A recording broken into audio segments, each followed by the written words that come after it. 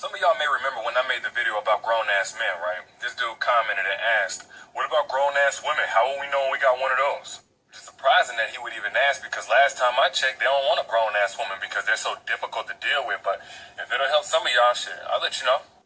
Like, what comes to my mind when I think of a grown-ass woman is, first, she has very little patience for a bullshitter. Like, when a girl is young, they gonna let themselves put up with way too much. I don't know why, they just built like that. They gonna let shit slide, and they gonna give way too many second chances. But I say somewhere around about the mid to late 20s mark, all that shit come to an end. She nipped that right in the bud. As soon as she realized that you ain't about what you say you about, she out of there. Ain't no words smooth enough, ain't no money long enough, ain't no golden tip dick good enough. The moment that your words stop lining up with your actions, she gonna stop replying to your text. Speaking of money, one thing that lets you know when she's grown is when she's not always available. I mean, if you want a woman with her shit together, you better be prepared for a woman that's busy, because that's what it takes. And if you're doing it right, hell, you won't be available all the time either, because you're going to be on your grind just like she is. I mean, y'all going to make time for each other, but she's going to make sure you're working towards something.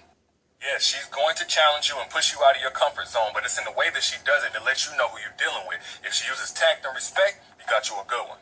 Now, she be going off like, your mama ain't shit, your daddy ain't shit, your kids ain't shit. Like, let her go, bro. She ain't no good for you. You can do better, I'm sure. But if you hear her say stuff like, you got too much potential to be wasting it on this, or you come too far to throw it all away now, that's not her emasculating you. That's a queen trying to speak to the king in you. I'm telling y'all, man, if you could just put your pride and your ego aside and listen to what she's saying, she's going to take you further than you ever thought you could go. That's just what a grown woman is capable of.